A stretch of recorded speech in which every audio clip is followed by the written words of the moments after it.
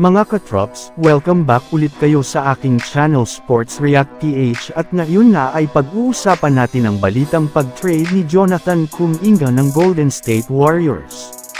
Pag-uusapan na rin nga natin ngayon dito sa ating panibagong video ang balitang official na nga daw kung tinapos na ng Los Angeles Lakers ang trade sa pagitan nina Zach LaVine at Austin Reeves.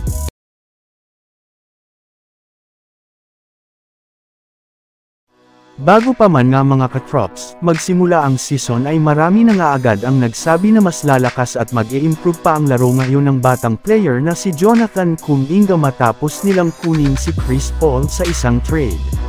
Yes, matutulungan nga daw po ni CP3 si Kuminga na mas maging solido pa sa loob ng court gamit ang kanyang playmaking skills. Alam naman nga po ninyo na marami na rin naman ng mga player ang natulungan nito mula nang makasama nila sa iisang kupunan. At mukhang paunti-unti rin naman nang nangyayari ito gayong simula nga sa pagtatala ni Kuminga last season ng average na 9.9 points ay umangat na nga ito sa 11.6 points per game at 3.4 rebounds sa kanyang 43.2% shooting. Ngunit sa kabila nga niyan ay may lumabas pa rin ng balita ngayon ang isang NBA insider na si Sean Deveney ng Heavy Sports. Kinokonsidera na nga daw po ng front office ng Golden State Warriors na e-trade ang kanilang batang player. Yes, dahil nga sa hindi pa rin gumaganda ang kalagayan ngayon ng Warriors sa standings ng West ay posible nga daw na gamitin nila si Kuminga bilang trade asset since isa nga siya sa kanilang mga brightest young asset ngayong season. Kaya kung sakasakali nga daw po na hindi masolusyonan ng Warriors ang kanilang problema ay dito na nga papasok ang pag-trade nila kay Kuminga sa ibang mga kupunan upang makakuha sila ng superstar na mapapakinabangan nila at makakatulong kay Stephen Curry sa kanilang kampanya ngayong season. Samantala pumunta naman tayo sa ating sunod na pag-uusapan ngayon sa balitang tinapos na ng Los Angeles Lakers ang trade sa pagitan nina Zach LaVine at Austin Reeves.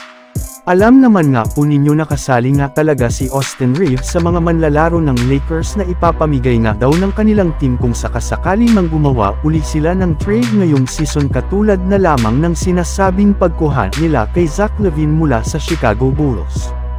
Meron rin naman nga itong napakataas na trade value kaya maaari nga nila itong gamitin para makakuha sila ng mga superstar sa kanilang mga gagawing trade talk simula sa darating na December.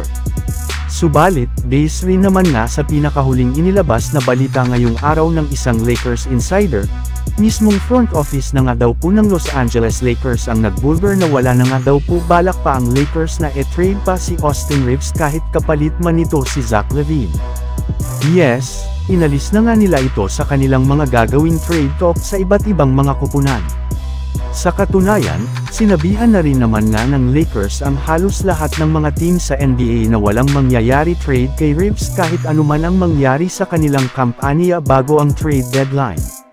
So yun lang nga mga katrops ang handog ko sa inyong storya ngayong araw. Sana nag-enjoy kayo. Please like and subscribe my YouTube channel Sports React PH para sa iba pang storya at update patungkol sa NBA. Kita-kits muli sa ating susunod na video.